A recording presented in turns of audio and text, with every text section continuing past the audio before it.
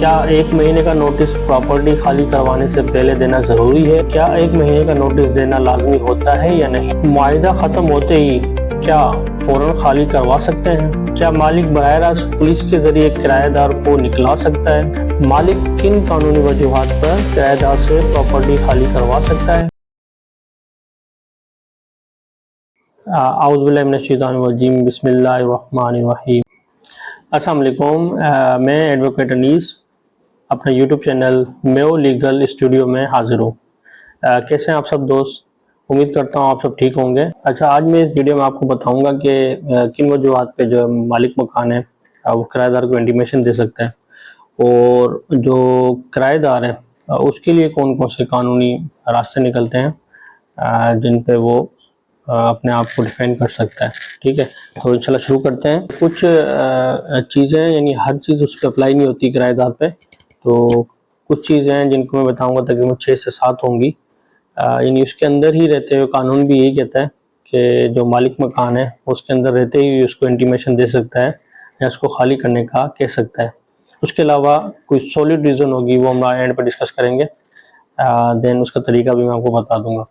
अच्छा, यहाँ पे एक जो मालिक मकान है और जो किराएदार है, उनके लिए एक चीज़ आप नोट कर लें कि जब भी मालिक मकान किराएदार को जगह खाली करने के लिए इंटीमेशन देगा, तो कम से कम 30 डेज़ का टाइम पीरियड वो लाजमी देगा।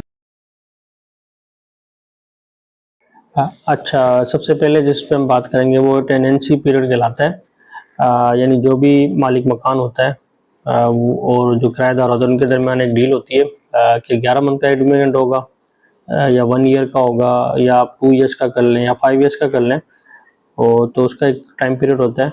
उसमें ये होता है कि अगर वो पूरा हो जाता है तो उसके बाद मालिक मकान को अथॉरिटी होती है कि वो उससे किराएदार से मकान खाली करवाए। तो उसका भी यही प्रोसीजर है कि वो 30 डेज़ बिफोर उसको इंटीमेशन देगा कि आप जो है, आपका टाइम पीरियड ख़त्म हो रहा है, तो आप मेहरबानी करके ये खाली कर दें। अगर मैं दूसरी वजह के बारे में बात करूं, तो किराया ना अदा करना, नॉन पेमेंट ऑफ रेंट।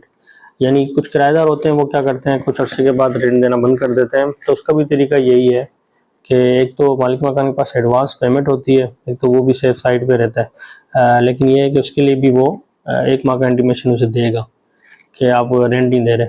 अच्छा, उसके बाद भी अगर वो रेंट नहीं देता, तो उसके बाद उसके पास लॉ या कानून उसको इजाज़त देता है कि वो उसे इंटीमेशन दे कि आप बराए मेहरबानी ये मकान खाली कर दें। इसका ये प्रोसीजर है कि जो रेंट कंट्रोल होता है वो उससे रब्ता करेगा, वो उसके थ्रू वो नोटिस देगा, यानी तहरीरी नोटिस होगा वो भी, और ये रिकॉर्ड में आता है कि इस बंदे ने एक दफ़ा नोटिस किया है। अगर आप वर्बली कहेंगे तो वो कानून की सूरत में काउंट नहीं की जाती।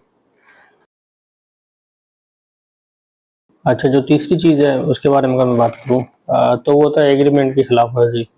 अच्छा, होता ये है कि जब एग्रीमेंट कर रहे होते हैं तो वहाँ पे कह लेंगे या शर्मा रहे होते हैं, या पूरी कोई हिचकिचाहट होती है लोगों में, तो वो क्लियर बातें नहीं कर रहे होते एक दूसरे से, और घबरा रहे होते हैं। प्रैक्टिकली हमने देखा है लोगों को।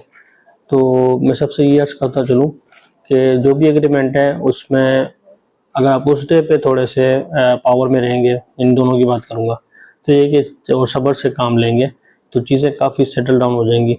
और जो वो मुआहिदा होता है उसकी काफ़ी कानूनी हैसियत है। तो होता ये है कि उस एग्रीमेंट में उस टाइम लचक दिखा देते हैं, गवाह भी मौजूद होते हैं, साइन भी करते हैं। तो होता क्या है, बाद में जब चीज़ें मिसिंग होती हैं तो उससे कोई ना कोई बंदा फ़ायदा ले रहा होता है, या मालिक मकान ले रहा होता है, या फिर जो रेंट पे रह रहा है वो। उसमें ये होता है कि फर्स्ट में लिखा हुआ है कि आप टाइम पे किराया देंगे, या आप कोई तोड़ फोड़ नहीं करेंगे, या फिर आप बिजली का बिल टाइम पे देंगे, गैस का बिल टाइम पे देंगे। और अगर आप 11 मंथ का अगर टाइम पीरियड कंप्लीट होता है तो उसके बाद 10% आपको जो है ना वो ऐड होंगे आपके रेंट के अंदर ना। तो ये सब चीज़ें लिखी जाती हैं उसके अंदर ना। और उसमें ये भी लिखा जाता है कि जब मुझे ज़रूरत होगी तो मैं आपको इंटीमेट करूँगा आफ्टर बिफोर 30 डेज़, तो आपको ये खाली करना पड़ेगा। और इसके अलावा घर के अंदर आप कोई भी इल्लीगल एक्टिविटी नहीं कर सकते। तो इसके बारे में काफ़ी चीज़ें लिखी जाती हैं, अगर ये लिख सकते हैं आप ना, तो उससे ये होगा कि जो दोनों पार्टीज़ होंगी वो सेफ़ रहेंगी।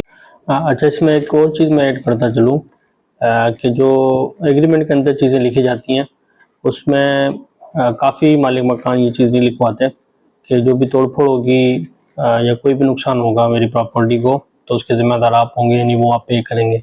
तो जब ये चीज़ नहीं लिखवाते तो फिर बाद में लड़ाइयाँ हो रही होती हैं। खुद हमने देखा है कि ये मेरे हिस्से में नहीं आती या ये मालिक मकान करवाएगा।